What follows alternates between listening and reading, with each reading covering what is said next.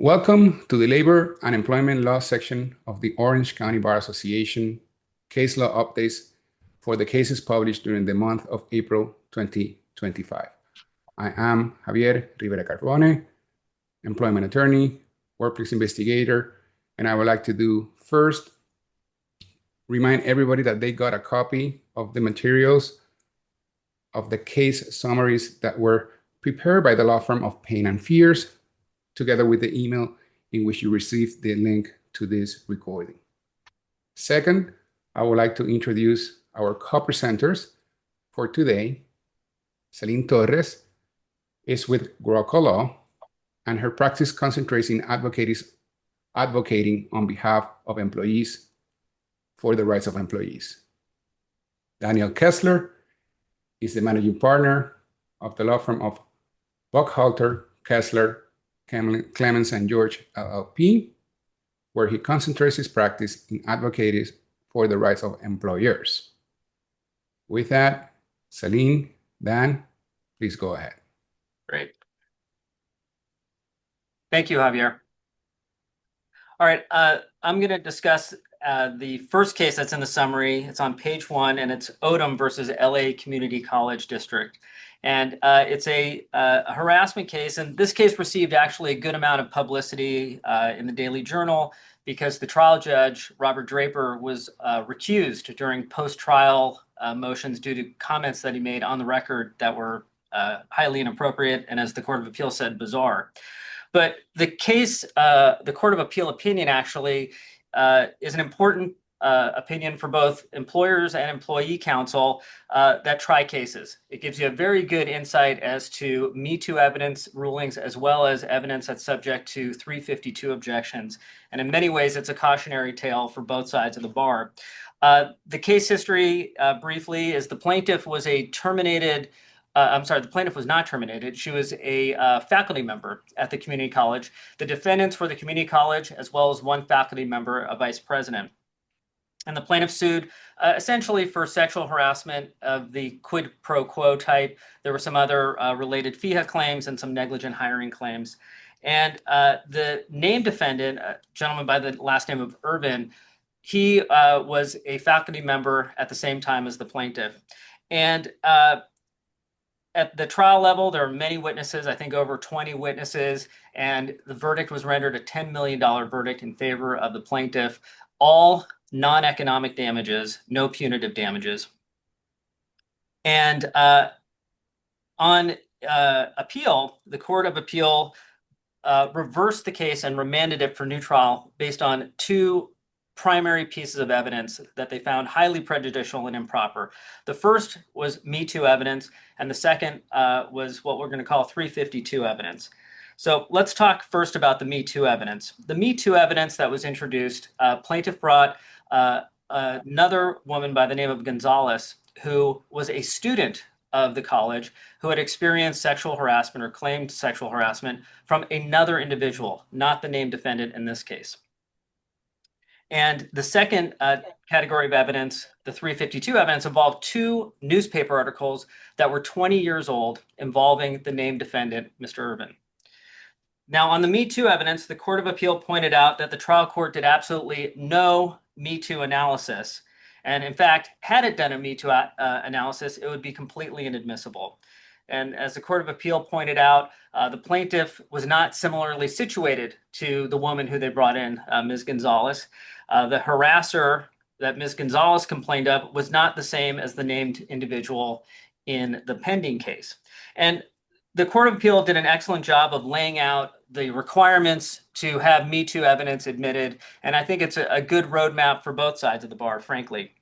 And what the court ultimately pointed out is that the trial judge even admitted that he wasn't doing a Me Too analysis, and essentially he said that this was information that he as a parent would want to know if his daughter were going to this college, and therefore we should let the jury look at it. And the Court of Appeal, in actually a mocking fashion, pointed out that is not the standard to admit or not admit Me Too evidence. With regard to these newspaper articles, they were articles that involved the named defendant, Mr. Irvin, when he was a police officer in a former job 20 years before, and there were allegations of sexual assault made against him. And what the Court of Appeal pointed out is, again, the trial court did no analysis under 352 weighing probative versus prejudicial impact of that proposed evidence. And in fact, when you're dealing with prior conduct in those circumstances, it's really presumed that it's going to be prejudicial. So the trial court really needs to weigh that carefully. So in sum, I believe that the case presents an excellent reminder of how important it is to file motions in limine. In this case, they did file motions in limine, and they objected when the evidence was brought in trial. And I think it's also important to make sure that your judge, whether you're for or against the evidence, make sure your judge is applying the right law and making the analysis proper so you have a good record. And the case does present an excellent roadmap for getting this evidence in or trying to block evidence that's being proposed. Thank you, Dan. Thank you for that summary. Thank you, Javier, for that introduction. With respects to how this turned out for the plaintiff and kind of like a plaintiff employee takeaway from this is that, well, first I want to point out, with Danny to point out the jury award, the verdict ended up being a $10 million award. So they did find that the plaintiff was very credible and that her testimony was consistent. However, for plaintiff's employer or for plaintiff's attorneys, I think this is really important to understand that the evidence must closely relate to the plaintiff's own circumstances as well. So it should also relate to the same alleged harasser, where in this case, it didn't. So when trying to bring in that Me Too evidence, it'll be important for plaintiff's attorney to make sure that is limited to the relevant bad actor at hand. The next case that we will be discussing will be Ford versus Silver F Inc. It can be found on page 4 of the materials. And this case had to do with an arbitration agreement that excluded representative claims from an arbitration agreement. So the plaintiff here worked for the employer from 2018 to 2021. And upon the hiring, the plaintiff signed an arbitration agreement. Later, in the arbitration agreement said that the employee agreed to waive all disputes related to the employment. And however, it expressly excluded representative claims under PAGA.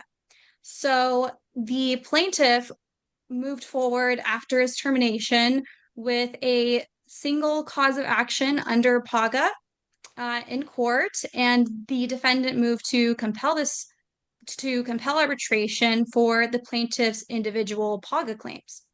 The defendant argued that the PAGA claims could be severed into individual and non-individual components, and therefore the arbitration's agreement exclusion of the representative claims couldn't be construed to exclude individual PAGA claims.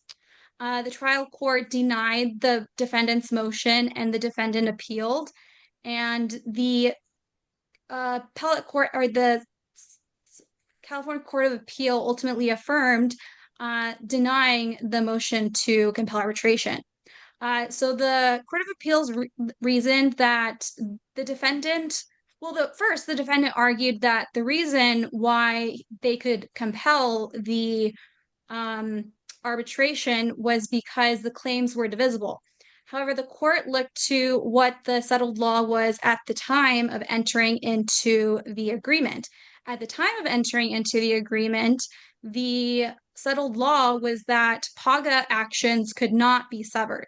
However, upon the plaintiff filing the PAGA claims in court, at that time, Viking River had already been decided. This was in 2022, and the plaintiff filed in 2022. So the employer tried to argue that the claims could be severed and therefore could compel arbitration on the plaintiff's individual claims. However, the court looked to what the law was at the time of entering into the agreement in 2018. So this is good for plaintiffs' employers to understand that we want to look at plaintiffs' attorneys, that we want to look at to when the arbitration was entered into. In this case, the arbitration was entered into at the time where the intent was that the PAGA claims couldn't be severed into individual and representative actions. So considering that, the plaintiff was able to stay in court and didn't have to compel arbitration in the individual PAGA claims.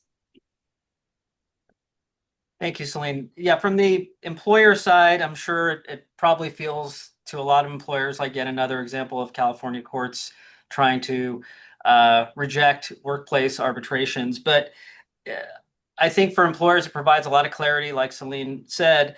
In the post-Viking world, this is how this Court of Appeal, at least, is going to interpret arbitration agreements. It's a matter of contract interpretation, and basically they were trying to reverse engineer the party's intent at the time. So it's a good cautionary case, and employers are probably would be smart to look at their arbitration agreements and review them, which in California you need to do pretty much every year anyway. So they probably should check them, because this is probably going to be what plaintiff's bar is going to be citing to in any motions to compel arbitration. And Javier, I think we were going to mention just another case or two without getting into deep detail. I did want to mention a case on page 5 of the summary. That's the Williams v. Alacrity Solutions Group case. Also related to PAGA, what that case really did was it filled in a very specific and narrow gap dealing with updated PAGA. So before July of 2024 PAGA, it made it very clear that if the named plaintiff doesn't have a case because they're barred by the statute of limitations, the PAGA case cannot go forward. And what's important about that case is that statement of law is already in the updated statute very clearly. So what's important, though, is it segregates or distinguishes the Kim and Adolph cases, which dealt with threshold standing issues, like whether or not you had standing and then later you settled your case or got severed off in arbitration. Those are different from a statute of limitation issue. So it basically held that a PAGA plaintiff absolutely has to have a valid, at least one claim that is not barred by the statute of limitations. And the next case that we'll be mentioning can be found on page 1 and 2 of the materials, Bradbury versus Vicker Operating Inc. This dealt with also wage and hour issues with employees waiving their meal periods for shifts work between 5 and 6 hours long. This was held to be valid as long as the plaintiff signed and entered into that waiver voluntarily. However, good to note that the court looked at other things too and found that there weren't other issues such as unconscionable or an execution that was unknowing when entering into this waiver. So it was voluntary and it was held valid. Thank you, Javier. Back to you. Dan, any perspective on that case? I guess it's always good to get some clarity. I think in that case, though, it is important to note that the court made very clear that they're not making any decision on whether or not that waiver has to be oral or in writing. And so that's something that will probably be fertile ground for the plaintiff and defense bar to fight about. Agreed. Thank you, Celine. Thank you, Dan, for your insights, and thank you for your participation today. We also want to thank the law firm of Payne and Fears for doing the written summary every month. We want to invite all of you to our next in-person meeting, which is going to be in June 2025. This time it's going to be a social event, so please check out the details by visiting the Orange County Bar Association website, ocbar.org. And until next time, thank you.